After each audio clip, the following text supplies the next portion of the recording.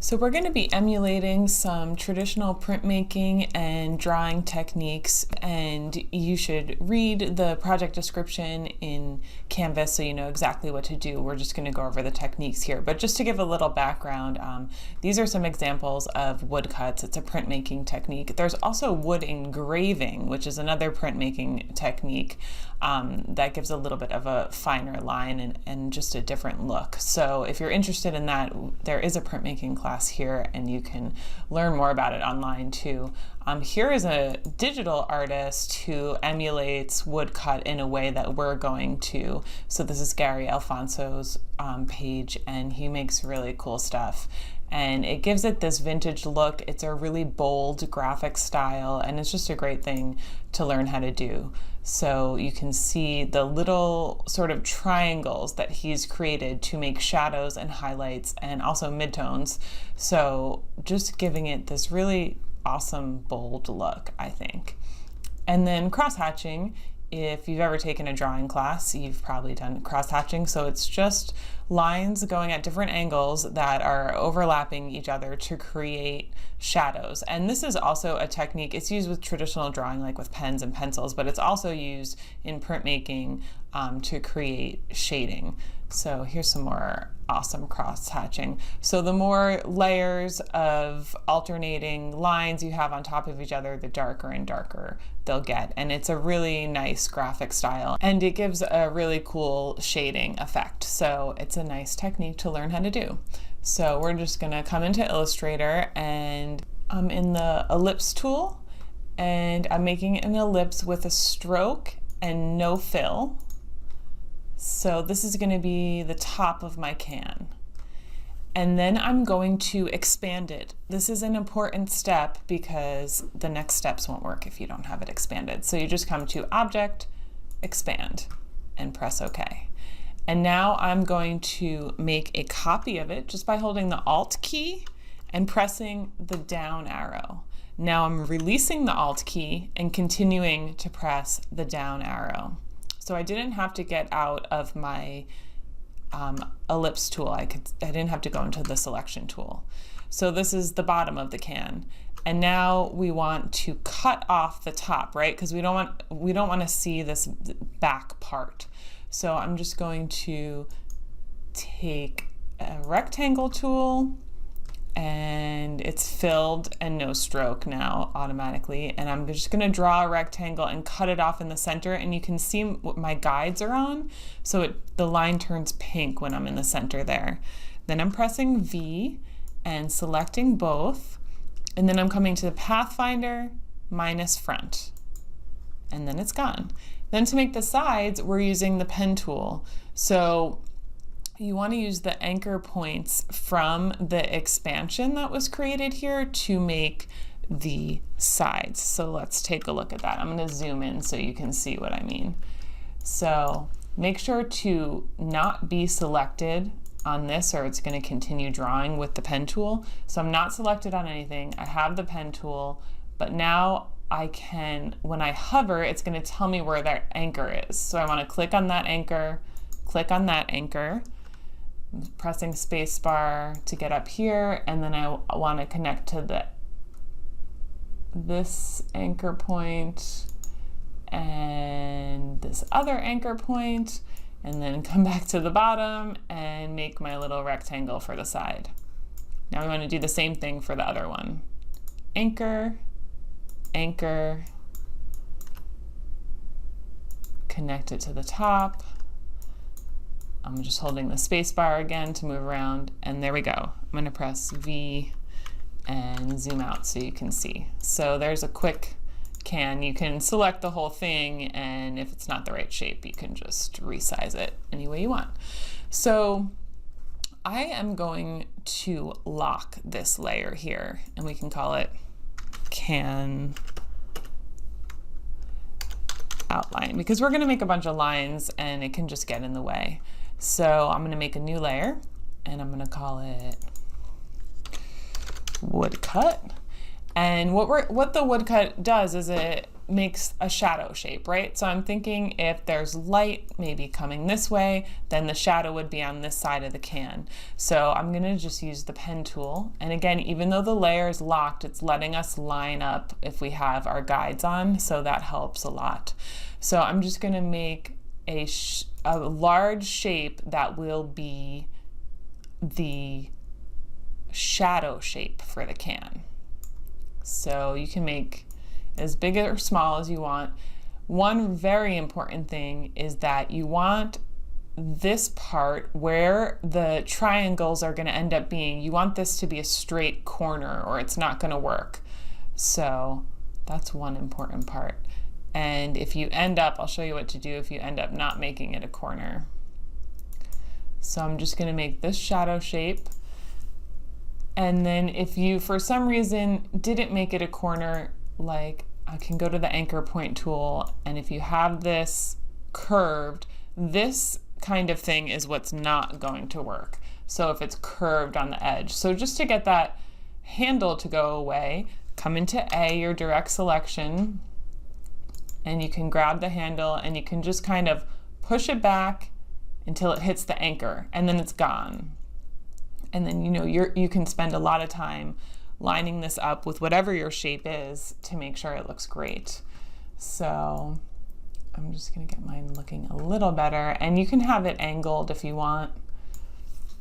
If you're thinking about where the light is coming from, what kind of shadow it would cast. So we're just going to make a bunch of points on this line that are going to turn into the triangle shapes for the woodcut, and we're going to do that with a pen tool. So I can press P, and I can be on this path and see how when I'm on the path, the pen tool has the plus, so I can just start clicking. And I'll show you, if I go back to A, then this can make a cut. And then you can make several of them, you can make them small, you can make them big. So I'm gonna show you some time-saving tricks with this, but that's the basics of what we're doing. If I do another, I'll do 2 so you can kind of see. I'm coming back to A. That's basically it. So let me get back here, and I'm gonna put a bunch of points in with the pen tool. So you wanna be on the path, just making a bunch of points, and they don't have to be perfect because we're gonna use the distribution when we select it to even them out. So you can just make a ton of them,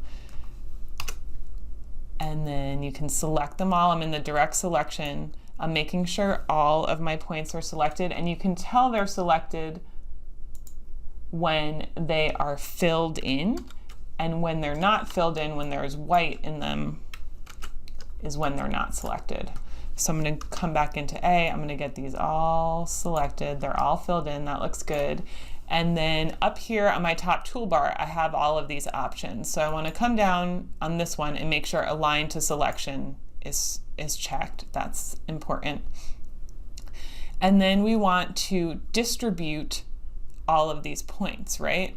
So vertical distribute center. You can see what happened. I'm going to do Control Z. When I do vertical distribute center, they all get evenly spaced. You could also do horizontal distribute center, and they'll get even more evenly spaced on the straight line. It'll make more of like a straight line. So it's really up to you and how your project is, but you can really just make a bunch of points and then straighten them out. And then now that they're all selected, I can hold Shift and just deselect every other one. So I want to think if your points are coming out or coming in. I want my points to come in, so I want to deselect the ones that are not going to move. So I'm going to hold Shift and deselect every other one.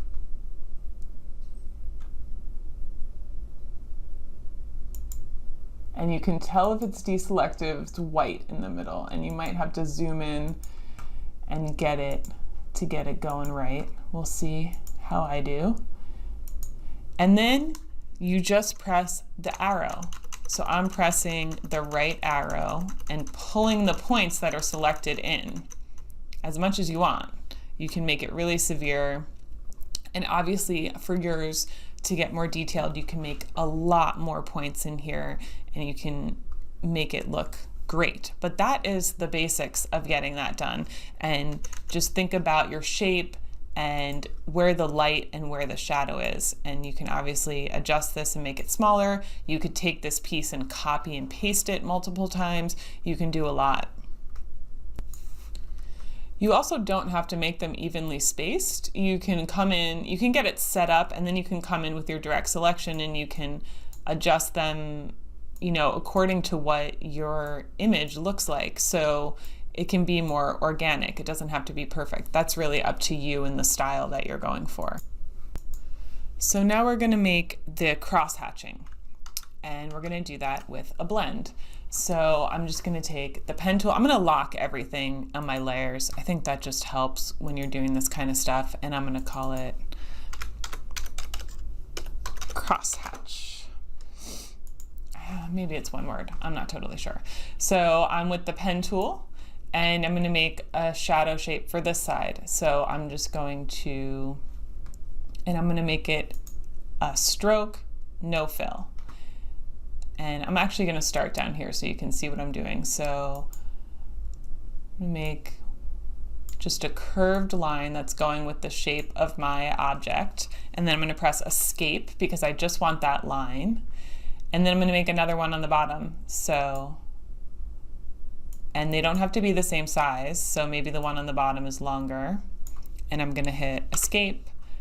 And obviously you can come in with your direct selection, which is A, and you can be moving stuff around and getting it exactly right, getting it looking how you want it to look. Okay, and then I'm gonna select both. These don't look, these are kind of janky. Let me just get them a little cleaner looking. Okay, so then I'm gonna come into my blend tool, which is right over here. Not sure if we've used this yet, but here's the blend tool. It's very awesome. So you can see my cursor changes when I hover. I'm just hovering over this line and there's a little asterisk there. So I'm gonna click one and then click the other, and it's gonna make a blend. That is not enough lines. So all we need to do to get those options are double click here. You can turn the preview on, and we want it to be specified steps. So it's at 11 now. I'm gonna try 20. You just kind of have to click out of here to get it to show the preview. And I think it should be even more than that. I'm gonna try 40. That looks pretty good. So I'm just gonna press OK. And obviously I might adjust these a lot. You can still come in with the A, your selection, direct selection, and make different adjustments here. But I want to show you how to change the width. So I'm in my direct selection, that's A on the keyboard, and I'm making sure just the bottom one is selected. So if you're in the V selection tool, it's gonna select the whole blend. And then when I come to A, the direct selection, it will select just one of them. So I wanna come into my stroke, and I want to increase the stroke, and we can see how the blend is being applied to that stroke increase. And then I can come into the top one and I can decrease it to make it even more dramatic. So that's really up to you and what your style is going to look like, but you can see that's already creating a really interesting graphic look without a lot of work. Then what we can do is what's called a spine, and we can adjust the way this is curved. So if you have a really complex shape, you might want to adjust the curve, like if it's a human figure or if it's anything more complex. Obviously the can is very simple. So what we do with that is you just use the pen tool, and you can do no stroke, no fill, and you can just draw the curve that you want your blend to follow. So, and then I'm gonna press escape to get out of the pen tool. I'm gonna press V and select both the blend and what I just created, and then I'm coming to, and if you have everything locked, it makes it easy because I can just draw a marquee around it and select only those two things that are unlocked. Then I can come to Object, Blend, Replace Spine.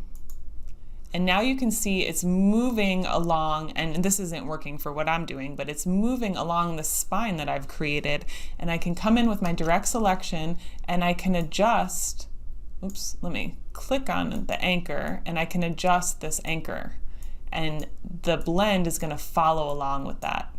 So there are infinite things you can do with this. I think it's a really cool tool. So you can adjust it as much or as little as you need to. You can add more anchor points. You can really do a lot. One thing I want to show you about the blend, sometimes what happens is if you draw the two lines in different directions, it's going to make a weird blend. So I just want to show you really quickly in case that happens with you. So I'm in the pen tool and I'm creating a line, and I'm starting on the left here. I'm drawing from left to right. I'm pressing Escape and I'm giving it a stroke color so we can actually see it. And then I'm coming from the other way and I'm going to draw from right to left. So it matters where you start drawing your point. Illustrator is going to remember that. So then I'm going to come into my blend tool. I'm clicking on the blend tool and I'm going 1, 2. And that is what happens when you draw them in different directions. So if that happens to you, it just meant you drew one line one way, the other line the opposite way, and you need to go back and Control Z, and draw your second line in the same direction from left to right, and then come back, Escape, come back into the blend tool and remake it. So that's a common thing that happens, so don't worry if that happens to you. Okay, so sometimes we can have some of these lines going over the edge that you don't want, but you still want to keep the general shape, but get rid of these lines that are over here. So we can use the blob brush and make a mask. So I'm going to take my blob brush, which is under your paintbrush tool. I'm going to make it black. And I'm just going to increase the brush size with the right bracket. And I'm drawing where I want what I want to see. The part I want to be visible is what I'm painting over. So I'm just going to what I do with this is I kind of outline it first, and then I make the brush a lot bigger with the right bracket tool, and I fill it in. And you can make the brush like a lot bigger. So get that. Blob brush. Pressing V. Selecting both the blend and the blob brush, right click, make clipping mask. So now we got rid of those lines in a pretty quick way. Okay, so to do cross hatching, you're just making a blend going in another direction. So I'm going to go back into my pen tool, have my stroke on, and I'm just going to come in. Which way do I want it to go? I want it to go kind of angled this way. So do that. And then I'll press Escape and I'll make another one over here. And then I'll come into Escape to get out of the pen. I'll come into my blend and I'll click on one and then click on the other. And then I'll double click on the blend and I will go to the steps, make sure preview's checked, and I'll go to 40. I'm just clicking out of here to see it. And you can really make it however you want. And then you probably want to come back into the direct selection A again and play around with the stroke width. That's totally up to you. And you can do a lot of layers. I wouldn't really do more than 3 because I think when you zoom out, that's already getting optically busy.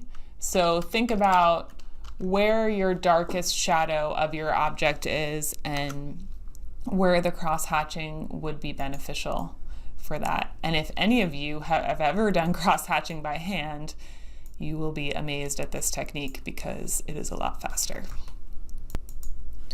Okay, so now I'm going to show you how to use that cross-hatching to make a shadow for lettering, or it really could be for any object or shape you have, and then we're going to do a little bit of texturing with an opacity mask. So let's get that started. So I'm in the type tool, I'm just making the word type.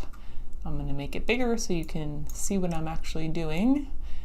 And you can use any font you want. Obviously, we'll spend a lot more time making this look awesome. So one thing I wanted to do that I forgot is I want to put this on a new layer. So I'm just going to open up this layer that it was on. I'm going to make a new layer and I'm going to drag this type up to here, and I'm going to lock everything else. So call this type. Okay. So then I'm going to select this with my selection tool, and I'm going to copy, Control C. I'm going to paste in front, Control F, and then I'm going to lock it, Control 2. So now we're selected on the copy that's in the back. I'm going to add a stroke to that and come in my swatches, and I can make it just a little bit of a different color so you could kind of see what's going on. So I'm adding a stroke, which we can't see yet because it's behind, and I'm making the stroke bigger. So this is what's going to become the shadow shape that the lines are going to fill into. So you can make it as big or small as you want. And then I'm going to expand it so it can become a clipping mask. So I'm Object, Expand, press OK. Then we also have to expand the stroke. So you need to go to Object, Path, Outline Stroke. And then we need to merge them all because there's kind of a lot going on there. So we just need to clean it up. So you just come into the Pathfinder and Unite. And now it's one clean shape. So then what I can do with my arrow tools is just kind of offset it. Let me zoom in. Just kind of offset it so that's where my shadow will be. And you can spend a lot more time getting yours looking great. So you want it to be this one shape, so make sure you do those steps to get it there.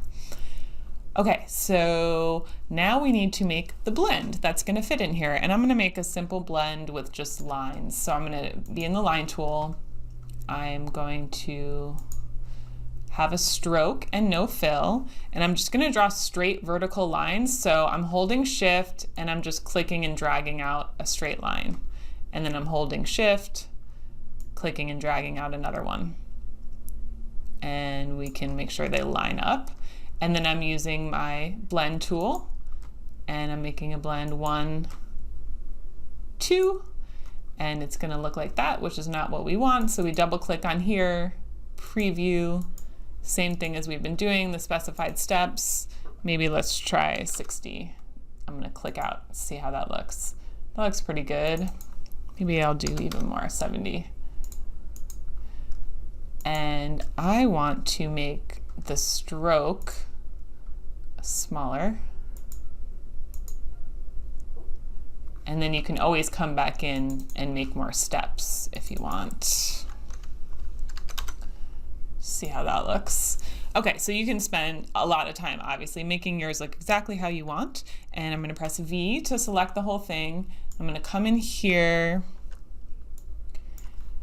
and I'm going to rotate it. So you get it at the angle you want, and then I'm just adjusting it, transforming it to make it fill up the space the way I want it to. And then I want to make a clipping mask, right? So You would think I just select both the type shadow and right click and make clipping mask. No, that's not going to work, because first we need to make the text a compound shape. So object, compound path, make. So we made it a compound path. Okay, I'm going to select it again, right click, make a clipping mask. Ah, no, it's not letting me because I need to come into my layers and we just need to rearrange some stuff. So I need the compound path that I just created. I need to drag it on top of that blend. Okay, now I'm going to select them all.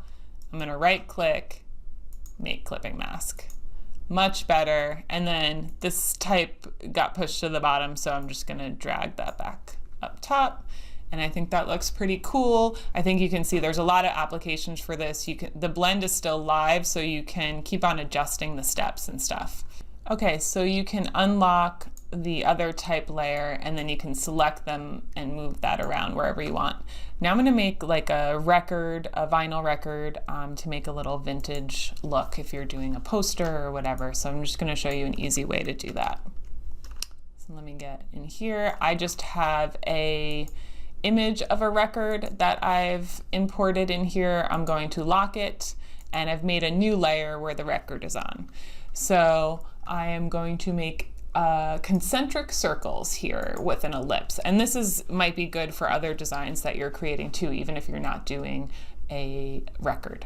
So I want to have a fill, and I'm gonna make it, I had brought in some colors from this image. Let me get them back. I don't see them in my swatches, so I'm gonna quickly take my eyedropper tool. I'm clicking on a color, I'm taking it from my swatch, I'm taking the swatch and dragging it in here, and then I'm just gonna keep on clicking on my image and picking up these colors that I like.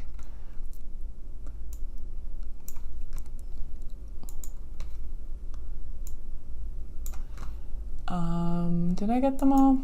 Let's see if that one's a little different. And the hair. Those all look pretty similar. I think I got them all. Okay, so I'm gonna lock this again, the image, and I'm in this layer. And I'm back to my ellipse, and I have a color selected. So I'm pressing Shift, I'm coming into the center, and pressing Shift Alt and making this circle. And then I want to copy and paste in back this time. So I'm pressing Control C, Control B, and then I'm going to change the color to a lighter color, which we can't see yet, but I'm going to hold Shift and Alt again and just pull out that circle to get this level. And then Control C, Control B to copy, paste, and back. And change the color a little bit. Shift Alt, hold Shift and Alt, and just drag out that to make another layer. And then Control C, Control B to copy, paste, and back. Change the color again, hold Shift and Alt, and get that layer. Maybe I'll make this one. This one should probably be black. You will obviously adjust your layers according to what they need to look like for you, and make this a little darker. Okay, and then we want to get rid of that center circle, right? Because we want to see through that, because that's what an actual record looks like. So I'm gonna select all of these circles that I just created. I'm gonna come into my Pathfinder, and I'm gonna go to Divide, which is the first one on the second. And then I'm going to just click, I'm gonna press A. So with my direct selection, I'm gonna click the center and just delete it out. And let me turn my image off so it's not in the way. So now if I put a background in here, oh no, my type got all messed up because I was selected on it and picking colors. Well, you will not make that mistake. So I'm just going to make a rectangle, And I'm going to color it a lighter color, and I'm going to just arrange, send to back. And now we can see, let's make it a brighter color. I like to do this just to test. Yes, that blue is showing through, so that means that I have a hole in the middle. And I'm gonna get it back to a color that I like.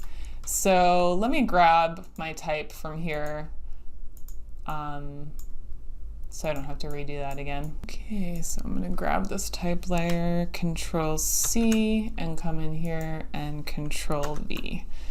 And I'm gonna make this a little bigger so you can see what it looks like. I'm gonna actually make this a dark, oops. So these concentric circles are all connected.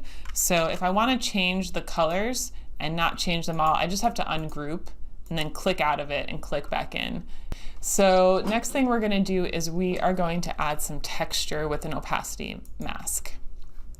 So to do that, we have to bring in texture. So you can make your own, obviously, like we've talked about before, or you can download them from the internet. There's this one that is good. It's just called textures.com.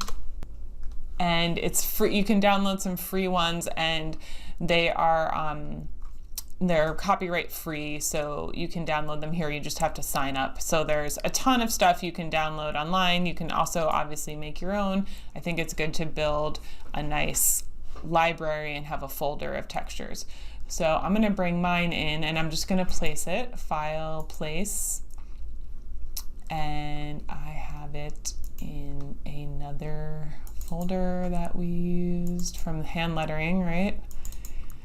I'm gonna take this laser texture, place, I'm gonna zoom out, and I'm gonna place it over, make it as big as I can, and I just need to rotate it.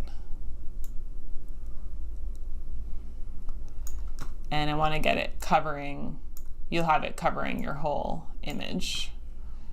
But for now, we'll zoom in and see how this looks. And I'm going to embed it. So in my properties, I'm going to press embed. And in the transparency panel, I can just lower the transparency. I can change this to multiply.